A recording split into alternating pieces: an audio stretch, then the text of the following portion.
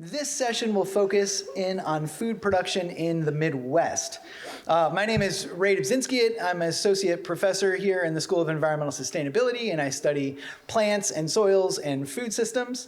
In this panel, we'll begin exploring perspectives and answers to the following questions. What are the climate predictions for the Great Lakes states in the Midwest? What current practices need to change to mitigate and adapt to climate change in the Midwest?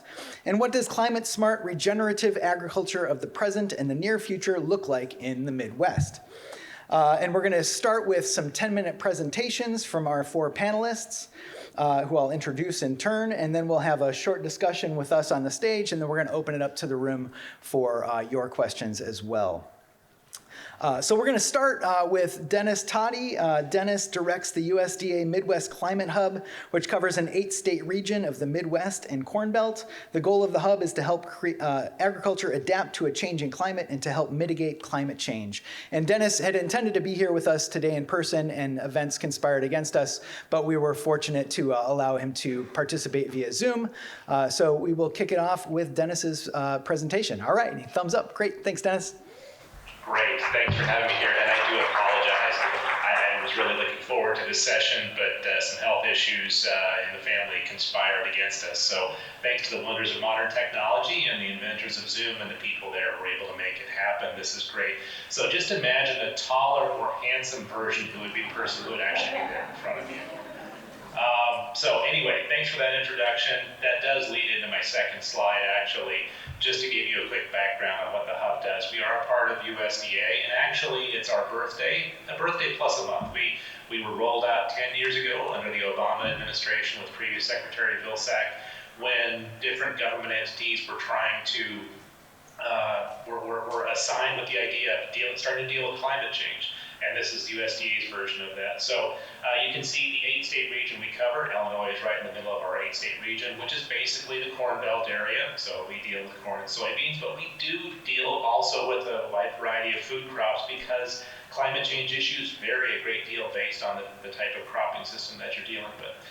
You also in Illinois, if you're focused in Illinois or any of our 8-state region, are actually served by 2 climate hubs, real bonus situation.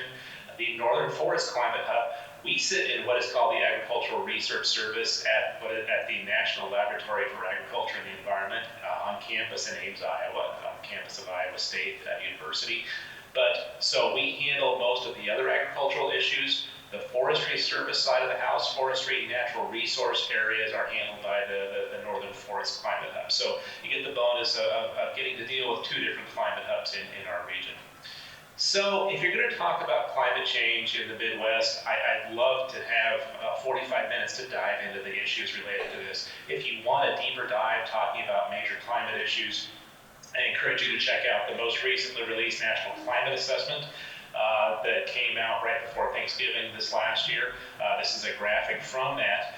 So we're going to touch on a few high point issues, major issues to kind of set the stage and getting us started in this conversation, because you have to talk about the issues to start the conversation. So precipitation changes are, when you talk to agricultural people, probably the first thing they bring up is bigger rainfall events, bigger storm events, those kinds of things.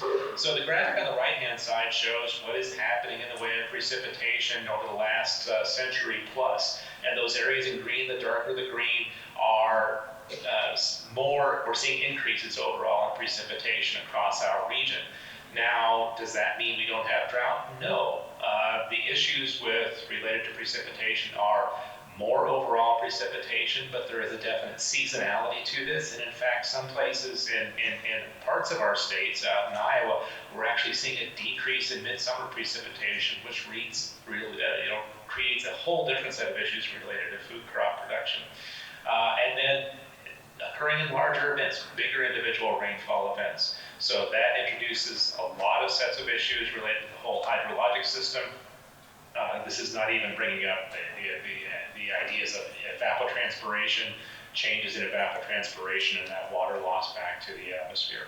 Because of bigger events and bigger seasonality issues, that picture of soil loss is a bit of an extreme, but definitely not unheard of. So ideas of soil loss and nutrient loss are definitely major issues that we have to talk about when we talk about changes in overall precipitation. Water quality issues are a side function of related to this.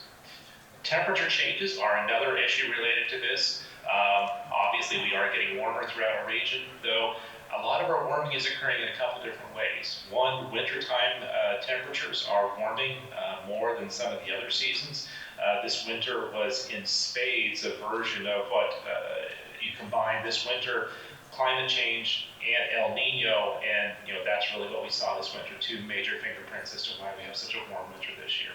And then overnights, actually a lot of our warming is occurring overnight, so that our summertime warming is especially being driven by warmer overnight temperatures related to additional humidity, more moisture in the air, keeps us from cooling down at night, presents a whole other set of issues. And especially when we're talking about food crops, that warming introduces warming winters, and then warming in the spring and the fall introduces changes in our freeze dates. Our last spring freeze is getting earlier, our first fall freeze is getting later, but the problem is those are not lining up exactly and leading to a lot of variability and a lot more freeze and frost potential in the way of food crops, especially fruit trees and things like that. And in fact, we've developed with our friends at the Midwestern Regional Climate Center a freeze date tool, which you can find and check out there, to look county by county how those freeze dates are changing in the spring and fall at a bunch of different levels. Then when you're talking about agriculture, in addition to those, you have a whole bunch of other issues that could take a lot more time to talk about than we have right now.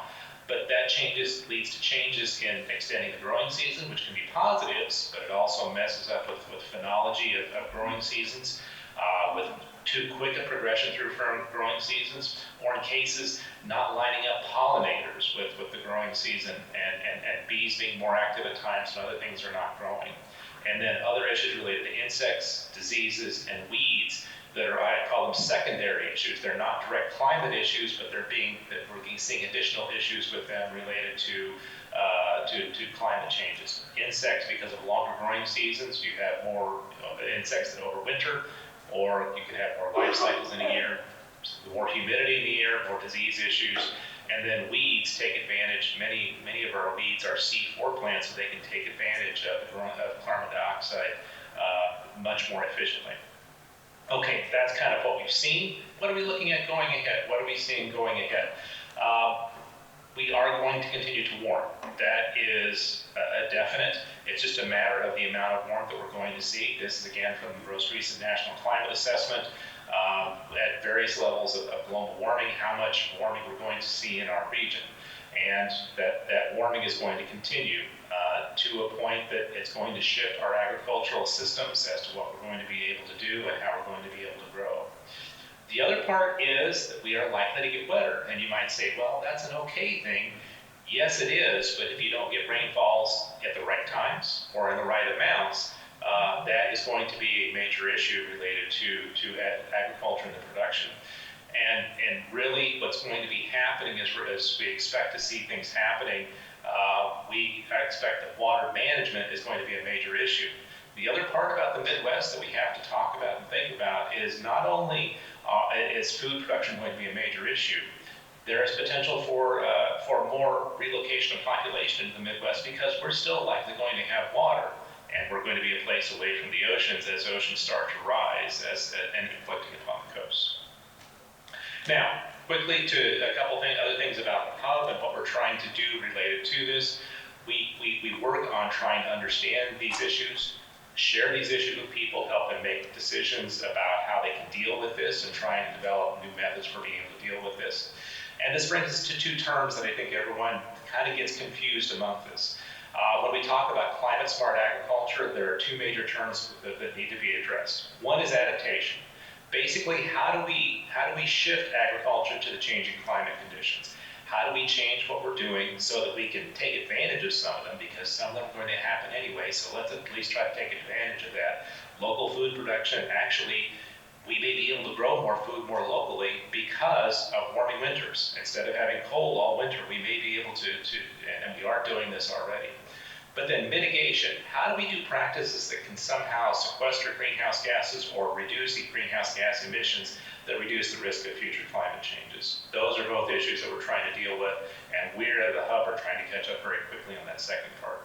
And when you talk about climate smart agriculture, these are the three segments when we talk about climate smart agriculture, and they essentially, what those two things we just talked about. One is increased productivity. Can we sustainably intensify agriculture without doing more environmental harm? How can we be more resistant or resilient? How do we adapt to the changing climate? And how do we reduce emissions? Those are three main things related to that. And we have to understand more about the practices that we are doing, how effective they are, because sometimes some practices don't work. They may be beneficial from a resilience standpoint, but they may not do much for greenhouse gases. Another issue we've found out recently is there's an issue that's really good for water quality management, but it actually ends up producing more nitrous oxide. So we have to understand these variety of practices and help people understand and implement these practices to make sense of them as they go along. And we're doing a bunch of projects related to those that are more than we have time for right now. We'd love to talk more about them at another time. Here's some of our information where to contact us and get information for us. You can sign up for our newsletter and find out more about what we do. Thanks for having me and looking forward to the discussion.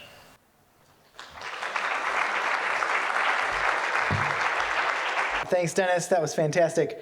Next up, we have Nicole Tauches. Nicole is an agroecologist at the Michael Fields Agricultural Institute, a nonprofit organization addressing the challenges of soil fertility, water quality, climate resilience, racial equality, food security, and farm success through research, policy, and education in the Midwest. All right, I am here to talk to you about perennial agriculture, which can be both a mitigation and an adaptation practice. And so there's a couple different practices when we think about perennial agriculture that I'm going to touch on, but I specialize in kernza, which is a perennial grain crop. So I'll share a little bit more about that. All right, I wanted to make it as simple as possible, because climate change gets really complicated and scientists say, well, you're not taking this into account. Okay, well, let's just start boiling it down a little bit. All right, so I made this little sketch like I would draw for my 4-year-old. Not that I'm going to talk to him about climate change. That's a bad idea. But so basically the idea is we've got all this carbon that's been fixed over millions of years, because plants and fun things like dinosaurs were growing. And so that's the amount of repository we have. And so, I mean, we haven't blown off all of the 419 million years worth of carbon fixation, right? But we've done a lot of it in 75 years, right? That's like when emissions really got going. So that's what we have to think about. And then the problem with that is that in the atmosphere, we talk about the composition of molecules in the atmosphere, but really like a lot of it's just blank space.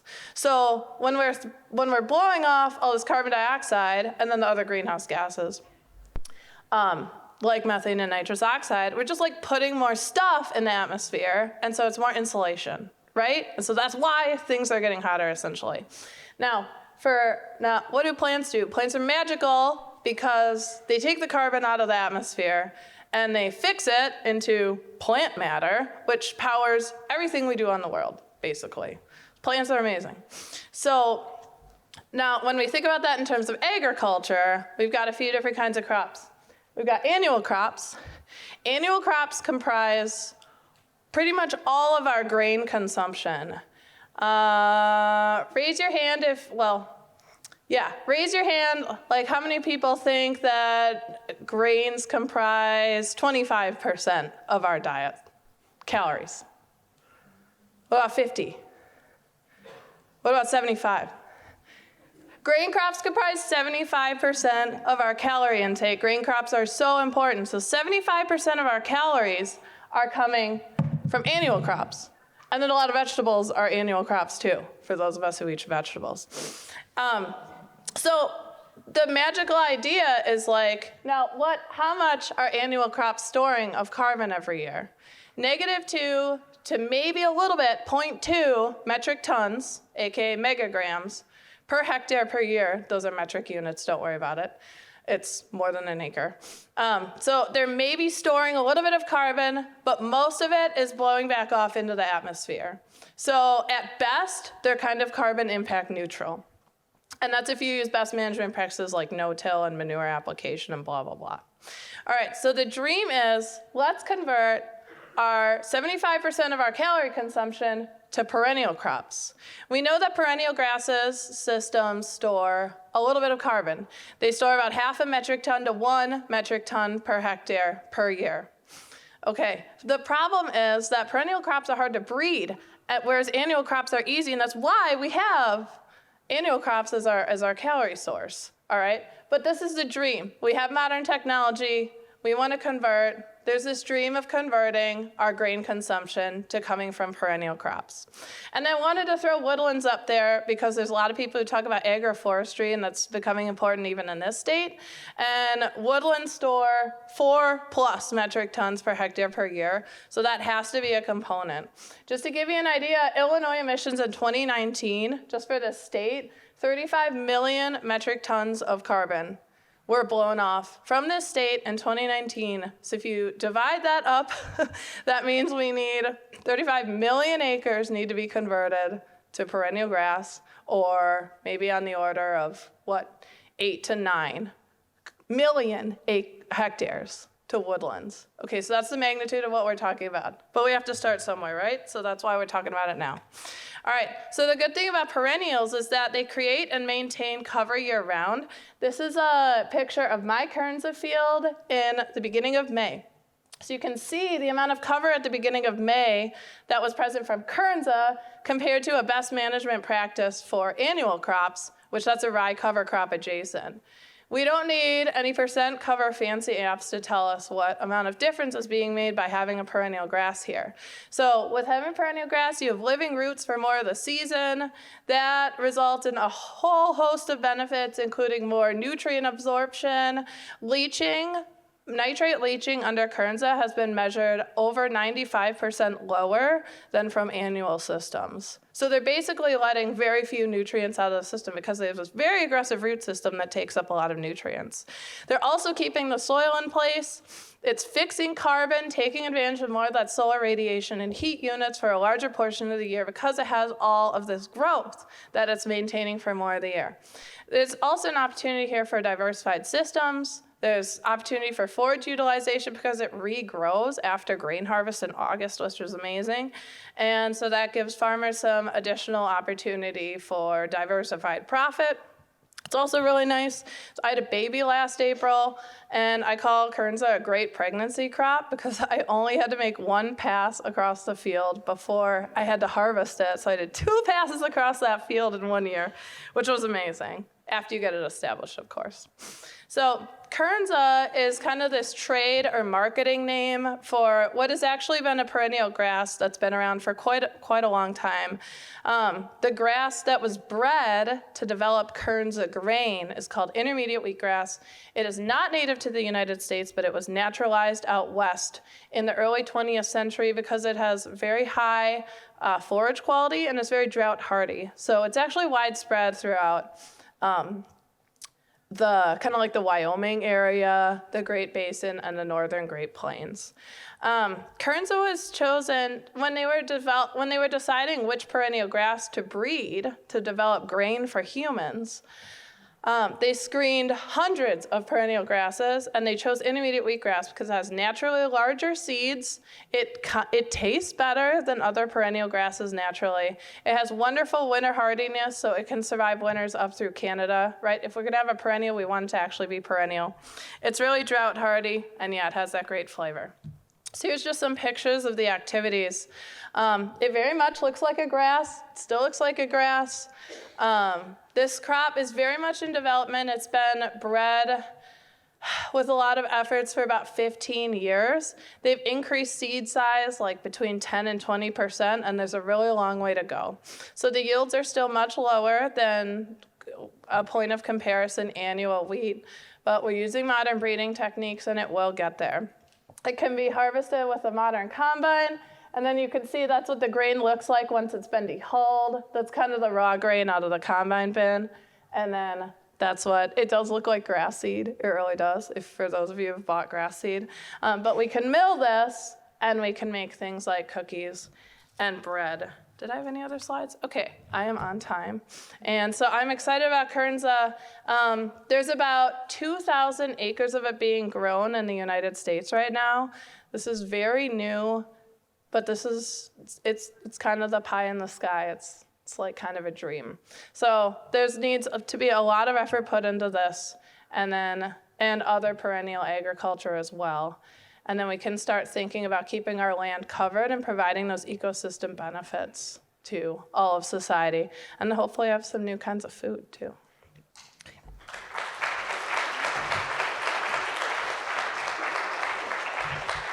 Thank you, Nicole. That was great. Next up, we have Fred Carter, affectionately known as Baba Fred. Fred is the executive director of the Black Oaks Center for Sustainable Renewable Living, which he founded with his wife and son almost 20 years ago.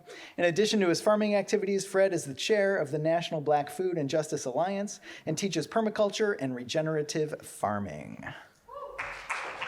Welcome and thank you for being here. My name is Fred Carter. I'm going to repeat it, right?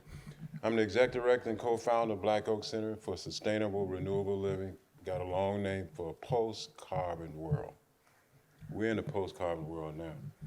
And how I'm titling this today is inside the frame of environmental consciousness, reaching resilience, a conversation that our organization is in most definitely.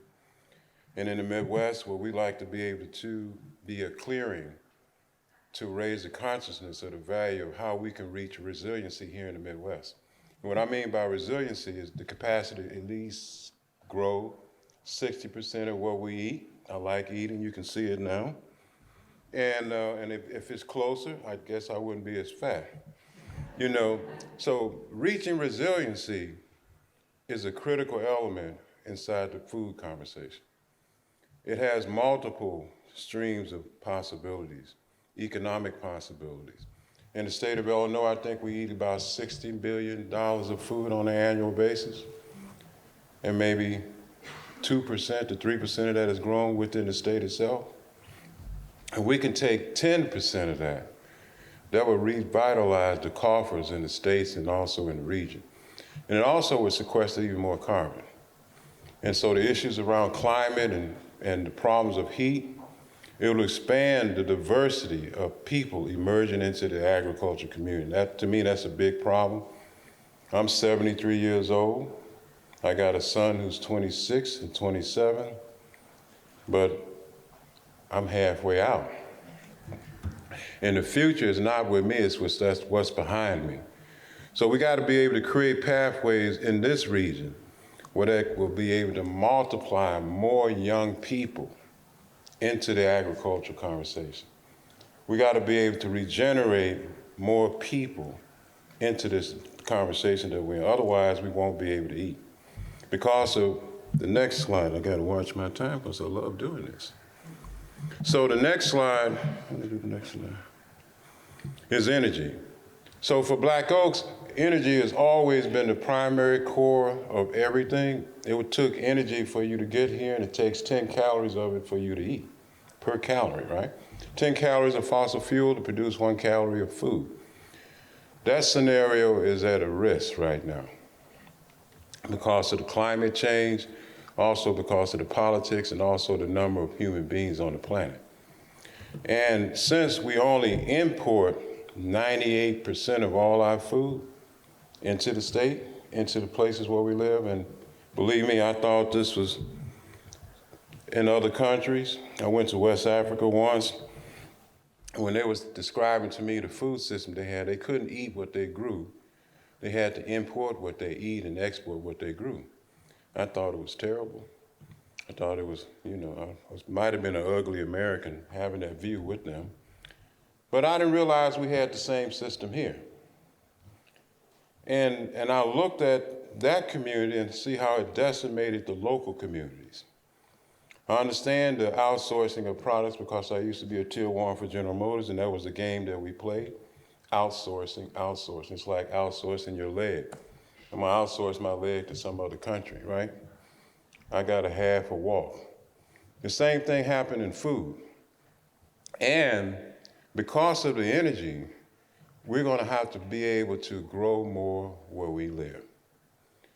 Growing more where we live is gonna be the cornerstone of our conversation. The plate is the most powerful economic expression of our lives. If you look at that plate, if the food that's on that plate is coming thousands of miles away, you might not want to eat it in the future. Because of the inbound energy input from plastics, chemicals, and all those other kind of things that's required to get that plate to your house, it's not very healthy. And at least specifically in the community that I emerged from, the health disparity, I think, is part of the crime problem. Without healthy food in those areas, you cannot expect for babies to sit down with any sense of clarity. You can't. Your body won't let you, right? The food system is part of our public health crisis. Energy is tied to that. For us, energy is the background of everything. How we produce fuel, fertilizer, and kid you not, we don't eat organically. 99% of food that we eat is organic. 99% of what we eat is completely driven by fossil fuels, which is the real problem of climate change. So here in the Midwest, I think we got a bright future. I do the next thing. Do this. Because we buy water, and since natural gas is abundance here in the country, we may not have as much of a challenge with conventional agriculture, but we need to, by default, because of the energy crisis, we have to transition from that. But the transition is not a pipe dream. It's so much wealth and possibility of galvanizing more people into the food industry. We got to begin to disappear this fake line of urban, rural, and suburban. It's a fake line. Somebody described it. There's huge resources in the urban setting. Plus, they eat everything. So we have to be able to galvanize all of us. All of us have to be participating in the plate. Because if we don't participate in the plate as a group of human beings, we may not have a plate. And so energy is going to be one of the pivoting points that's going to redefine how we eat in agriculture. And some of those things we're not going to be able to stop, so we talk about mitigating. How are we going to mitigate in the Midwest? What does a local food system look like? I think the governor for doing, I don't know if you ever heard of Illinois Eats. Illinois Eat is a program that's just started, but I've been waiting 10 years for that program because it's actually committed to developing a local food system by incentivizing local farmers to grow food. I think the first grant is like $28 million. And we need our local farmers. 3 minutes? I talk a lot. And agrovoltaic is one of the things that we're doing at our farm because energy is a very critical component. And Black Oak Center. These are the 4 cornerstones of Black Oak Center: sustainable agriculture, sustainable building, renewable energy, and resiliency. But for us, the resiliency is the most critical element. In order to make a change in our practices of living, keep the time, please. We have to look at the inner design. Who are we kidding? The climate started here, not out there. My practice internally around agriculture started here, not out there. And when we began to own the power that we are, if I can leave 3 things with you today, it's so much to talk about, it's never enough time. 3 things I'd like you to remember. Climate change begins and ends with the inner designer.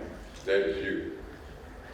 It's not the external structure that created climate change. It's the internal value system that we built. And because those internal value systems are based on separation, and number two, technology will not be the solution. Technology may intensify what we are inside, right? That's a terrible thing sometimes. And the other thing I like to leave too, the only place to change is in the present. We can't change this downstream. We got to change it in the present. We can begin to learn the power of being in the present. Because it's in the present, this presence that we are in, like right now, we can alter and compost the past. We can compost that past, which is painful memories of how we grew food, and the social impact that the growing of that food had on all cultures on the planet. It doesn't matter on any level. So I like to believe that we're not separate. And the way to change that distinction is always going to be in the present. And in this present, we can begin to redesign a future that we want to live into. Thank you. Our last speaker will be Will Glazik. Will is a second-generation organic farmer at Cow Creek Farm, and crop advisor to other farmers, and a co-founder of the Idea Farm Network, which is a learning community for organic and conservation-minded farmers in the Midwest. All right, thanks, Will. Thanks so much for having me. I'm pretty excited to be here. I want to give everyone some hope from the farmer side of things. I want to say that farmers will do what they're told to do, and they try to do it as easily as possible. Back before, think about World War II, maybe definitely prior and a little after, we had a more localized food system where farmers were diversified and no one was really specialized in any one thing. Take that into the 70s and 80s, and you had the government telling the farmers that farm fence row to fence row, specialize in one or two crops and move as many bushels as you can. And that's what got us where we are today. I think we have a chance to go backwards. And they're going to do what you tell them to do. They'll grow what you ask them to grow. They just need to know what to grow, because we can grow all kinds of things. This is our family. We need to add one more. Dallas and Courtney over here on the left, they have a little baby boy named Elliot. He was born back in November. We're second generation organic farmers. We're fifth generation farmers. We're in Paxton, Illinois. It's about 2 hours straight south of here. Our farm is called Cow Creek Farm, and we're a pretty diverse farming operation. My grandpa, he never quite went with the fence row to fence row model. He always kept 3 to 4 crops in the rotation, always had hay on the farm and cattle and hogs. And when my parents came into the operation, they transitioned to organic, so that diversified it a little bit more. They decided that they wanted to find a niche market rather than go with the get big or get out model. So they transitioned to organic. That's what my family grew up doing. Then in 2017, this is my brother's. We've since brought in my sister, and this is our distillery. It's called Silver Tree Spirits. We started Silver Tree as a way to take the grain that we're growing, Midwest grain like corn, rye, wheat, and oats, and put that into a value-added consumer product that we can see every step of the way. We started contracting, but we're doing our own production now. This is the setup in Paxton, so we're making whiskeys, vodka, and gins with ingredients, grains that we're growing on our own farm. We've never brought in anything off the farm. And with this, we're able to kind of capitalize on an idea. It's called Take a Shot at Climate Change. We started this tagline. We started this tagline a few years ago. We looked at the Comet Farm tool through USDA. It takes 20 years worth of data. You input your tillage practices, your cropping practices, cover crops, and then fuel consumption. And it tells you how much carbon you're either emitting or sequestering. And we're able to sequester about 2 tons of CO2 per acre each year.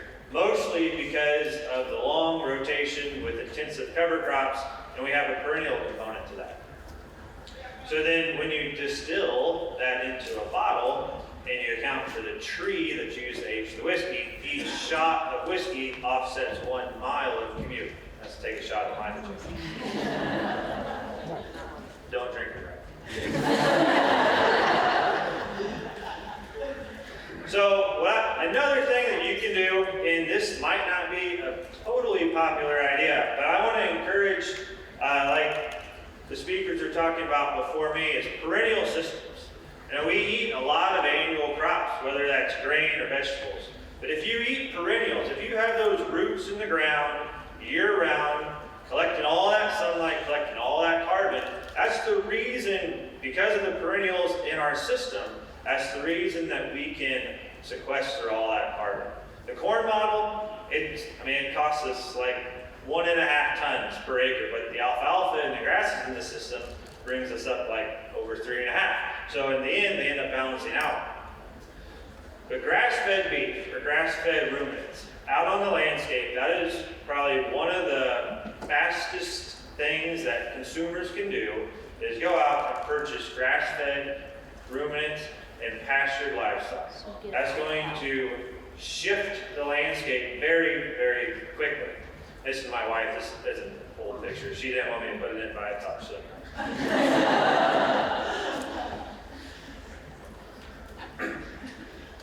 In the Midwest, we raise, or this is from Illinois, we raise a lot of corn. And this is conventional corn. And conventional corn is costing a lot of carbon.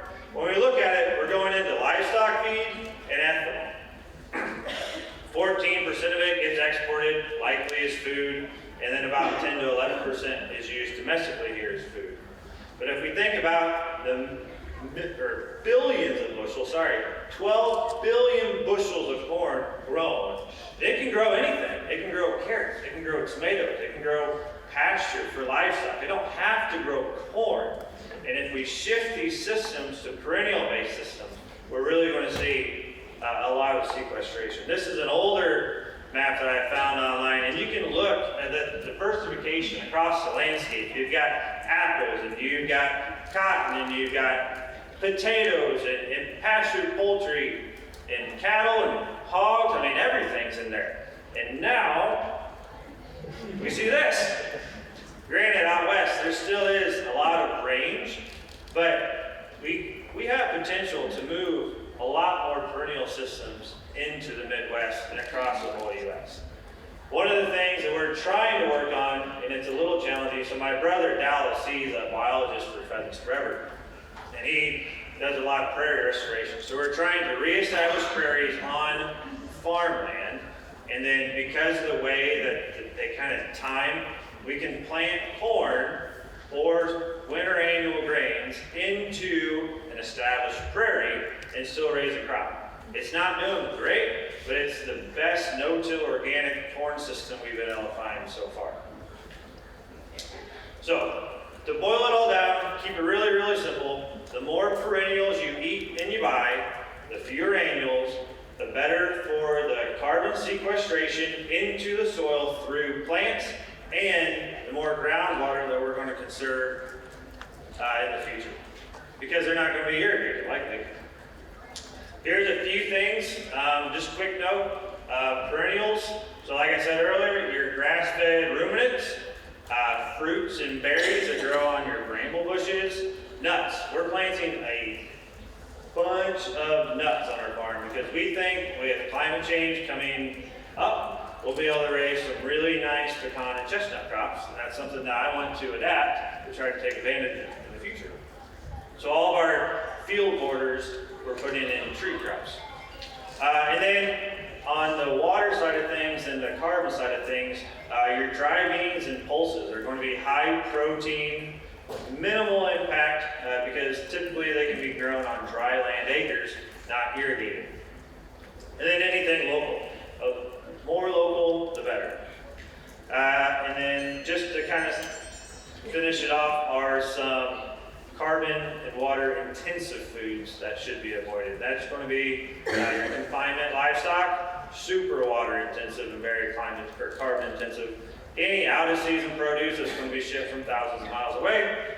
And then anything that's processed and packaged that doesn't look like a corn plant. Thanks for those awesome, yeah, the presentations were really nicely coherent. Oh, awesome, that's great. So we're gonna have a short discussion here just amongst us. I just wanna kind of kick it off with a question for you, Dennis. What is our first line of defense against climate change in the Midwest, and what policies, regulations, or incentives would move the system in the right direction? Some of our folks touched on that a little bit, but our first line of defense, and I also tried to get that with my second slide about precipitation, is soils. We have, as the last speaker said, some of the most productive soils in the whole world. We can grow a large number of different crops on here, whatever we choose to grow. But we have to make sure we are maintaining those soils and not losing that soil fertility. Anytime we lose topsoil, we lose our water holding capacity, we lose organic matter. If you lose water holding capacity, that is your capability of getting through some of the drier periods during a year without rainfalls. So we must make sure we are maintaining, and I'll even joke with people when I'm giving talks to ag groups, I ask them to raise your hand and say, I will do everything I can to protect my soils. And there are people, perennial systems help do this. There are ways of doing this in row crop systems too, but you have to be very careful about that and greatly reduce the amount of tillage that occurs going on. So everything we can do to maintain our soils is our first line of defense in dealing with climate change. That's great. And Will, I wonder if you have any thoughts about how that could look in practice, so in terms of thinking about carbon sequestration in soils. Yeah, it's really advantageous to a farmer to sequester as much carbon into the soil as possible, and that's just going to store more, we call it organic matter. That's going to increase our water holding capacity, like Dennis was talking about. It's going to help everything. And just to do that, we just got to keep plants growing all the time. So if we're working in an annual system, we need to have cover crops. We need to reduce our tillage. We need to have a perennial cover crop as part of the whole rotation. All that's going to work to store carbon in the soil. That's great. I guess there's a pause here. When I turn my microphone on, get used to it. Thank you for that, Will. And Nicole, you talked a lot about Kernza as a perennial crop. And as I understand it, the current food system is really oriented around corn and soy and these sorts of classic annual grain crops. How do you see sort of the supply chain evolving, or what things can we do to encourage a supply chain that will favor perennials and these kinds of grains that are coming online? Yeah, Will had the perfect slides for this with the products that are out there. And yeah, you're absolutely right about pasture. We used to have so much more pasture than we used to have. I pulled the stats a couple months ago, but I think we've lost like 50 million acres of pasture land in the United States since the 1950s, which is a lot. And there's interest now in their incentives programs in bringing that back. Like historically that hasn't been economical, but now there are a lot of new programs. There's more interest in grass-fed beef and other livestock, pastured poultry, eggs, blah, blah, blah. Sure, it costs a little more, but like our food is going to cost more in the future. That's a fact, and we've already seen it. And instead of having it be really spiky because of these climate disruptions, we can invest as a society in these solutions that already exist. So another, livestock are a lot of work, raising is a lot of work, but there are farmers who are investing in them because they care. It's really important. So you can buy the pastured, grass-fed products, dairy products that are pastured. Perennial grains right now, like Kernza, there's only Kernza right now in the United States. There's a lot of supply sitting around. We're just waiting for people to buy. So the biggest thing that everybody can do is invest their money, your daily purchasing decisions, in these things. So as much, I work in the nonprofit space, and it's just policy, and that's great, that's a tool, but the market is the primary driver of change in the agricultural landscape, from my observation. And the market comes from consumer demand. So if we can, you know, if you tell your friends, if you tell your family, if society starts investing, each and every single one of us, in buying these things, we're gonna have corporations falling all over themselves to start contracting these products. And that's when the acreage changes. That makes a lot of sense. Could you give any, and this maybe is open to everybody, are there specific ways, like where do we buy these products? When I go to Jewel, I don't see Kernza grain products, so where do we find these things? How do we make that happen? Yeah, that's hard. Right now, Kernza mostly exists as a product you can purchase online. I'm working on changing that. I have Kernza products. There are other companies out there. A big part of it is getting it on retail shelves. We've only had enough supply to even try to think about doing that for the last like 2 years. So that's how new it is. But we're working on it. But the pastured meat products and dairy are everywhere, right? So those are everywhere. And Will made a great point about beans. So something that didn't get mentioned about beans, the pulses, is that the biggest proportion of the carbon footprint of a lot of foods, and corn in particular, is the nitrogen fertilizer manufacture. I don't know what the percentage is. It's like 75-80% of the carbon footprint. Beans, they don't need any nitrogen fertilizer. They make their own from the atmosphere. So that alone is decreasing the carbon footprint of pulses, not to mention how nutritious they are. So yeah, it's a great point well made. Like if you're gonna eat an annual crop, which face it, we're going to, eat more beans. Plus it's a source of protein. Yeah. Great, thanks. Sort of broadening our perspective a little bit. Fred, I'm wondering, how do approaches to climate-smart agriculture in the Midwest address other social or environmental problems that aren't maybe directly related to climate? Yeah, think about what she just said. Policy lives inside the dense population of people. And when the dense population of humanity is concentrated in the city, they have no idea what the soil is. So how do we bridge that gap? Because we miss a lot of resources because the people in the urban concentrated areas don't understand the value of the plants, the soil, and eating that's close. And I think that's one pathway of getting people, just bring the babies down, they touch the soil, oh my God. I go talk to my mom, you vote this way, okay? The policy side will come from the city. So we got to be able to bridge people connectedness to the land, even if we do it in urban settings. If we can get people just conscious of the significance of the biology of soil, whether you're in the city, rural, our children, because all we're talking about right now is biological agriculture, right?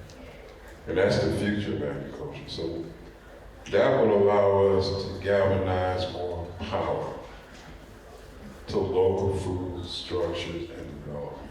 It's going to come from people who vote. And the more awareness can be in that space of the climate and everything that we can do, more resources will come into, I want to eat from down the street. My body feels better. What kind of infrastructure can I support to create the capacity to expand our local system? To me, that's a big thing. And reaching resiliency for me is that we can create a pathway where 60% of what we eat is grown within a radius of where we live. As people, we'll be more resilient, regardless of the shocks, climate, and everything else. That's something that only can happen with the integration of all of us. So I think that's one approach. Kids was on your land, we've really experienced that all the time. Once they touch the soil, something happens. Even the parents come down and get in the soil. Something happened, the consciousness raised. So conscious raising will change policy, but it will also create a pathway for new markets. Because 10 years ago, we was talking to local farmers about why don't you just take 2% of your land that you're doing corn in and grow food for local consumption. So where are we gonna sell it? Well, I have to think about that, right? So it's where do you sell locally through the supply chain? There's barriers for local sales through the current structure. People can create a new one. From our demand, we create, right here, we can create a whole new structure for what we want to eat that will support farmers like this. And then the question of whether or not, where do I go with my food or where do I get it? It's not a question. Getting it is what you create. Yeah, thank you for that. And I love seeing kids becoming in awe of soil and all that kind of stuff. And I just like to throw out in a situation like this, just the idea that with little kids, like I think we're just trying to inspire love and awe. And I don't think we have to jump in there and say, oh, and this is all in trouble and we have to worry about climate change right now. We need to build up that love and build up that connection, before a child, I think, is old enough to really be dealing with those in a way that doesn't immediately make them say, whoa, I want to stay away from this thing that's so in peril. But that's just my 2 cents. I have deep thoughts and feelings about that topic. Yeah. Bill, you were talking about the idea that farmers will grow what they're told to grow and are, in the easiest way possible, and that makes a lot of sense. But I'm just wondering, when we look out at the landscape of Illinois farms, we don't, the vast majority of them are still in classic annual commercial corn and soy rotations. And so, from your perspective, how can we change that, or what needs to change to allow more farmers to start adapting these more forward-thinking systems? Yeah, I think Fred and Nicole really hit the nail on the head, and that's the markets. I mean, farmers are going to grow what's easiest, what's most profitable for the markets available. Generally, that's been corn and soybeans and a little bit of wheat. But some really easy steps that consumers can do is sign up for a CSA share, so community-supported agriculture, down the road from you where you know the person growing your food. And after that, then go shop at a farmer's market, and then after that, go shop at a grocery store where you know that they're buying locally. And it doesn't take a whole lot of land to raise a whole lot of food. So my hometown of Paxton is 4,500 people. I grow that. I have a picture of it. That red corn is called Bloody Butcher. It's a super nutritious heirloom red corn. And if I grow 40 acres of that every year, I can feed my hometown of Paxton a bowl of what do I call them? Cornflakes. Yeah, sorry. I can feed 4,500 bowls of cornflakes every day of the year, and then I'll harvest the next crop. So I can perpetuate everyone having a bowl of cornflakes for breakfast, a really nutritious, healthy food, just on 40 acres of grain. And they won't get sick. So shop local, there are people out there that want to farm, and they can grow food. And I think right now the market channels that we have are CSAs, farmers markets, and then stores that focus on buying local. Can I add something real briefly to that? Yeah, I was trained as an agronomist, which is like crop science. I did a PhD in this, which I don't recommend. I'm not needed. I am not needed.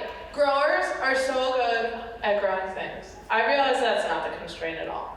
The constraint is the processing chain and the market.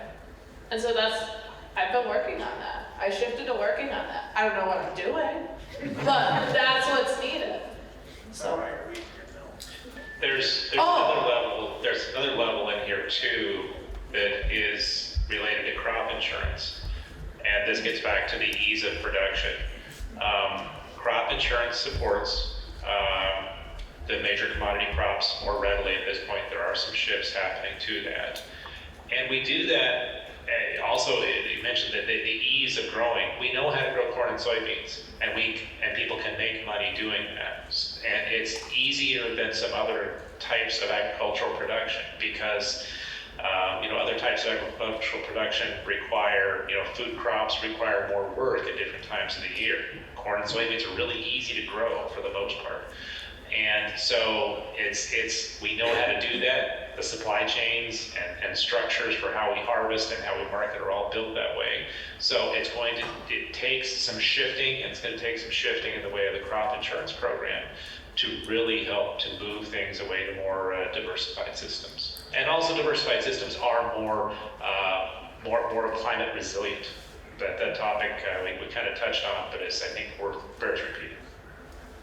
It's a war around the plate. And if we don't protect the local farms, we will lose the plate. And so the other thing, so we got to be real straight about it, it's a war. So even though we created this new emerging market called organic and local foods, the fear that I have is that we may create something that somebody bigger can easily overnight reshift the paradigm. And then the local farmers will still be in the space that we were in the past. So for me, the barrier for resolving that challenge is us working together. Working together not from a competitive frame, we're seeing each other as competition because it's not enough of us to grow $60 million worth of food in Illinois.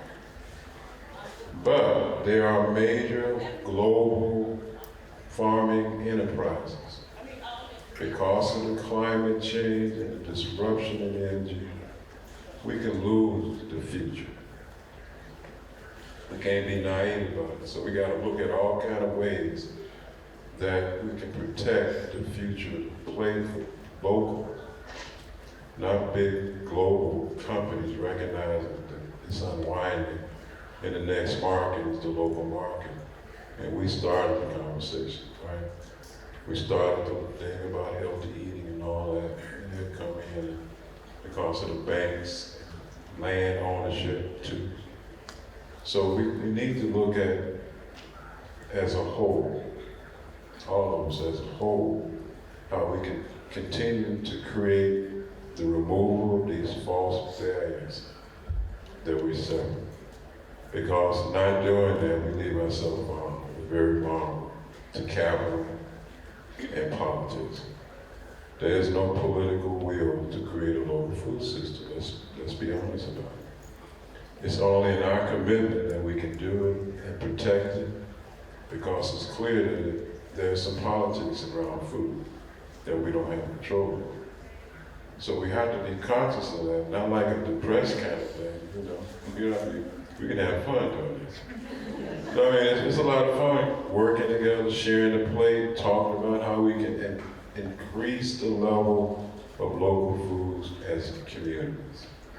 I think that's, for me, if we could do that, we wouldn't have to worry about where our food goes, because the eater's gonna find a place for it. But if the eaters don't agree, they're gonna do what's convenient. The other systems is convenient, but it's killing us. So comfort and convenience is not always good. And I think the other thing for me is that we need to be okay with the messiness of doing this, right? It's messy in creation. Took God 7 days, right? But we have to go through this. And the barriers that keep us not being in love with each other, all like family. But at the end of the day, we have a plate that we can all sit down and eat from. And I like to see that. Like I told them, this trip was really, to me, about this connection right here. And because if we can work together, and in relationship to everybody in the room, we can have a local food system. We won't have to be panicking regardless of what happened. We don't have to worry about what happened during COVID, disruptions, and us having uncertainty around eating. Because when humans are uncertain about food, we kind of go somewhere. And this is an extraordinary moment in time right now, and I'm really grateful for it. Yeah, thank you for that. And let me transition. We're going to open this up to you guys, but while we're transitioning to that, if everybody could give me like a 30-second blast, what do you think is the best case scenario for what farming and food production looks like in Illinois and the Midwest in, say, 50 years? We'll start with Nicole. We'll go down the line all the way to Dennis. Yeah, local and diversified food, where our communities are growing the food and our food dollars are being returned to others in the community, and especially farm families who work really hard. I'm excited to see stackable enterprises where you can grow like corn and livestock, and then you got like the tree crops above, and you've got rows of vegetable production. I mean, we farm 800 acres, just myself and my brother, so there's 2 people on 800 acres. And if we were moved to that to be a diversified food production farm, we would probably need 2 people per acre. So now we're looking at 1,600 people, and that's a quarter of a town. So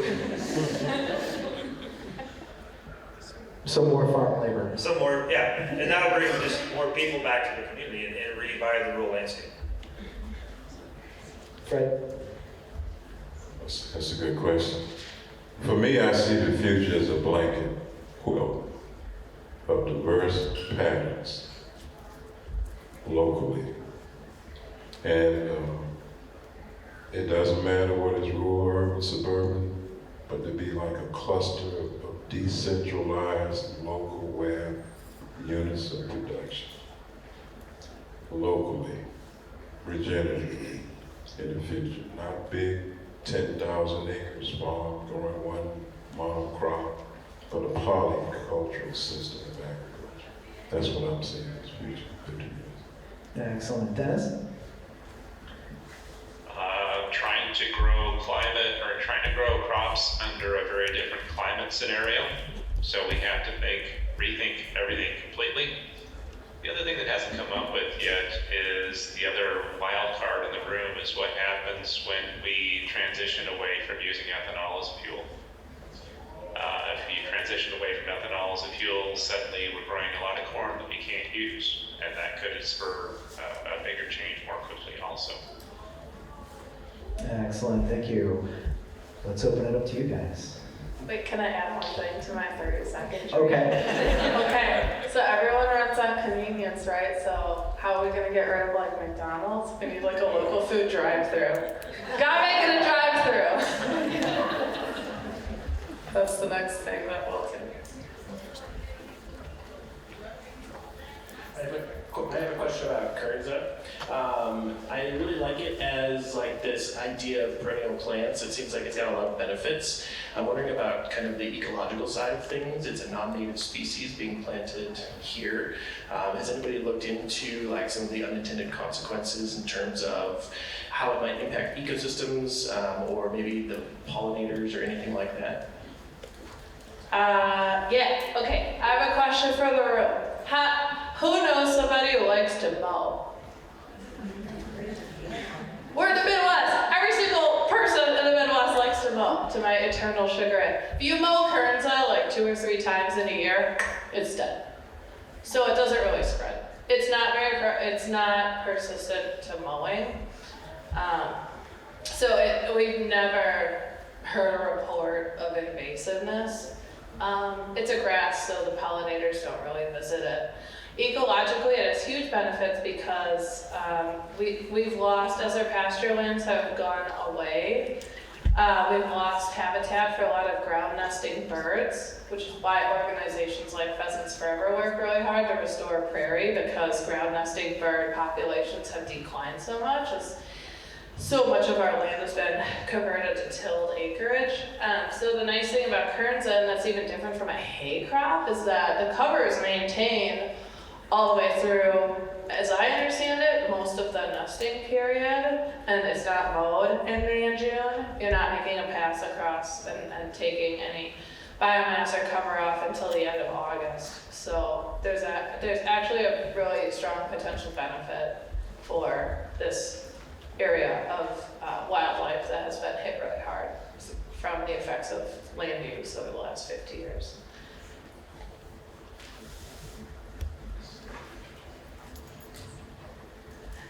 thank you so much. This is, I've heard increasingly more this idea of that, like, everyone's just gonna have to get used to that food is gonna cost more in the future. And I'm curious what thoughts or programs you've all heard of that sort of reconcile that with food accessibility and hunger, or if that's just gonna be an increasing issue in the future.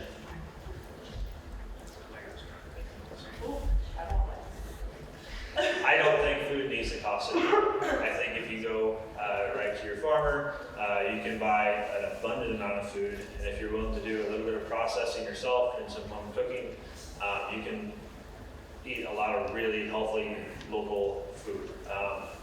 We were talking about milling our own grains. I just got like a little hand crank mill, and I can go through like, I don't know, 20 pounds of wheat in like an hour and a half, and you can get one for your KitchenAid. It'll do it a lot faster.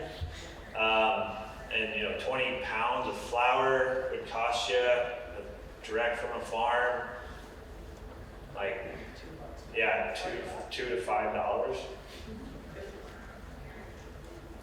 Reduce the link in the chain, right? Reducing the link in the chain will also reduce the carbon footprint, which will reduce the cost of food. If I have to increase the carbon input or energy input, that's what I said about energy, it's going to cost. Inflation runs parallel to cost of energy. So if my energy input, which means I moved in multiple places across the line, supply chain, every link I'm gonna add $1. By the time we get to your plate, it might have been $50 added. But the closer that link is, the cost of food will be different. But as long as we got this long supply chain for food, it's gonna have to cost what it is. We reduce it, the cost go down. And also, so the use of carbons will be reduced too.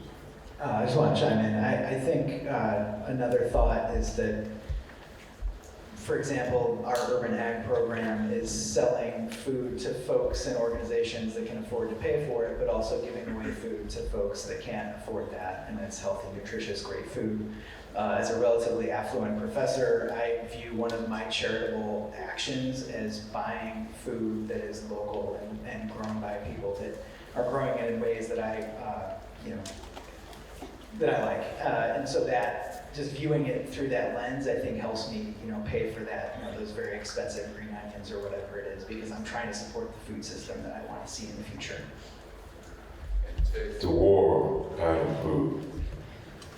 So if we take war and commodities and speculation out of your plate, what would it look like? Is someone like leveraging your plate for profits only, way up here, and also control, political control and power? Our cost would be, we would have true costs, what it really costs to produce food. Right now, we don't know that. We don't know what the real cost is for food because it's concealed. Local, be transparent. I'm an ag teacher at FFA Advisor in the Northwestern part of the state. How do I convince my students to come back to the area and start producing locally when it can be financially intensive to start this program or these programs?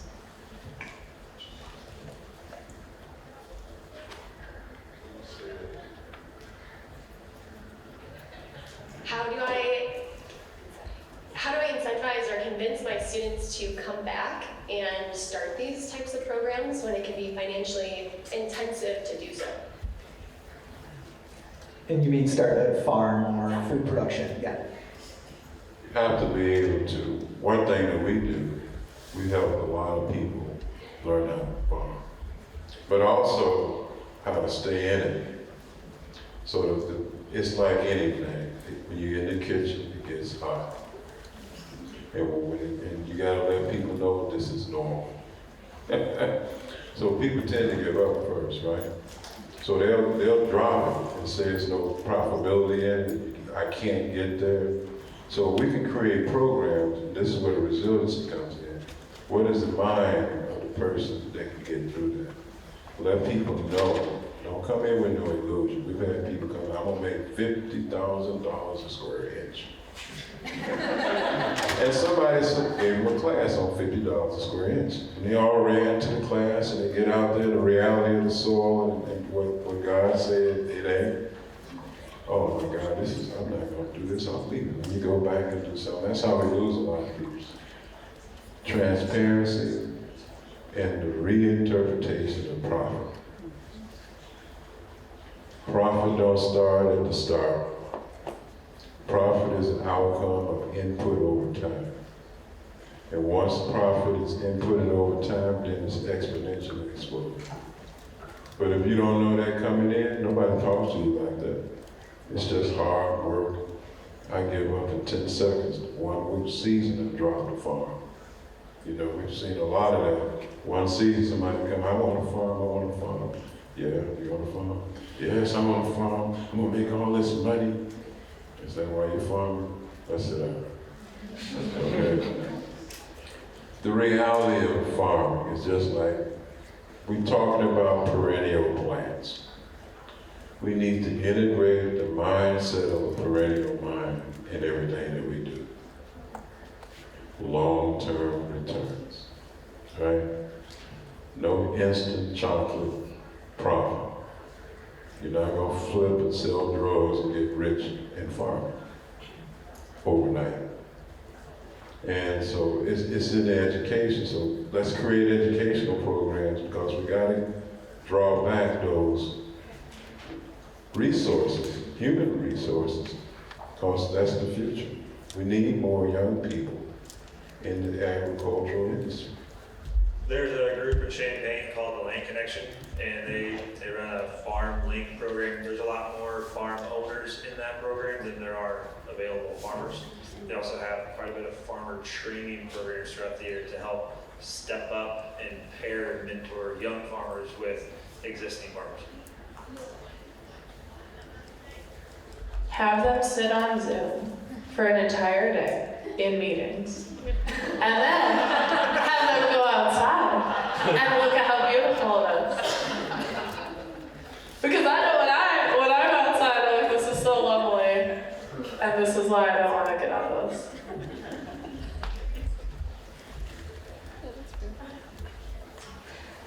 Well, you mentioned the two different, comparing the two different maps of previously if there were more local farms around and then now with the specialized farms. I was wondering what you guys thought about how that potentially impacts communities and things like urban sprawl, because I could see potentially people wanting to, spread out instead of just being so centralized in one area.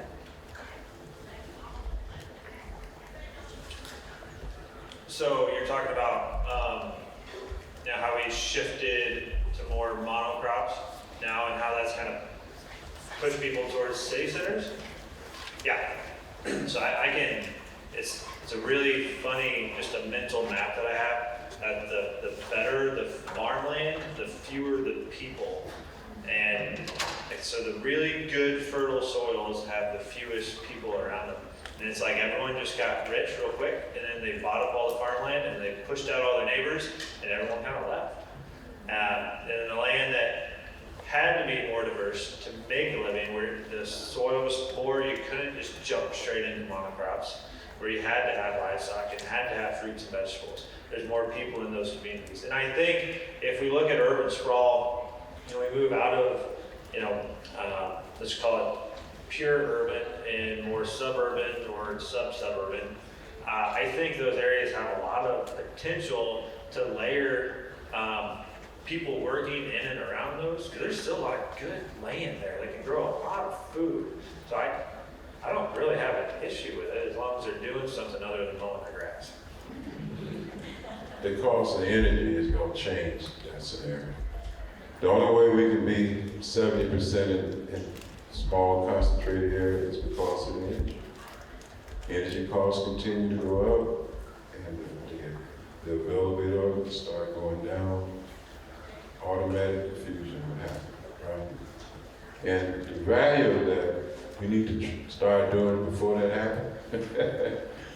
Let's look at possibility of what would it be like? What would we look like if it was a local food system? You may have communities that create a basis of food in the surplus, they outsource it to the area that they live in. You know, that's a different model of what community can look like when it's centered around agriculture. You know, this slow-scale technology can be integrated into that. But we need to start looking at that before we hit the wall. We can look at it before we hit the wall, then you can inspire young people as a reintegrate back into the community, because we lose a lot of people.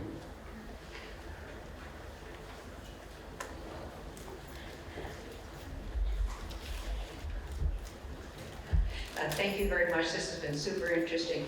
I'm just wondering, all this talk about local food, what about food labeling? Remember the big hoo-ha whether or not you could label meat from its origin, because, you know, and stuff. Do you think that labeling something that it's local, or right now it can say USA or Mexico, but do you believe that would be an incentive for consumers if you knew this came from 500 miles away, whether 20 miles away, or this was US versus Canada in the food label? That's one thing. Then the second thing I'll just say is I'm so surprised that Walmart sells organic food, but I sort of think that's a good thing because it makes it less expensive, you know, because Whole Foods costs a lot. But let's go back. Do you think food labeling would actually change consumer behavior?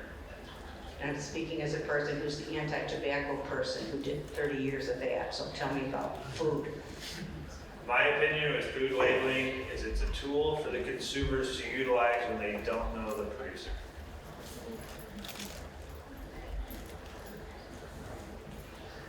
A label, to a person that's not educated, doesn't mean anything. So if we can educate people the value of something that has a brand called local versus organic,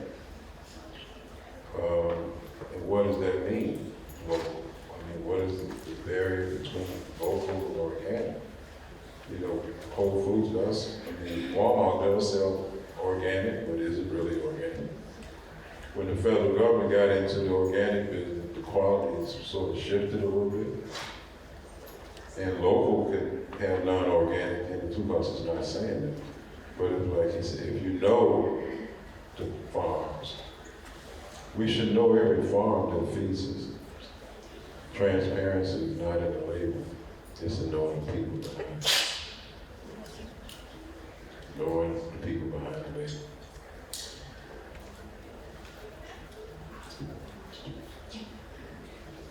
So we talked a lot about plants, but has there been any consideration to changing kind of livestock practices? Like I've heard some things like moving away from cattle and more towards like bison to kind of cut back on red meat and stuff that might be better in pasture lands.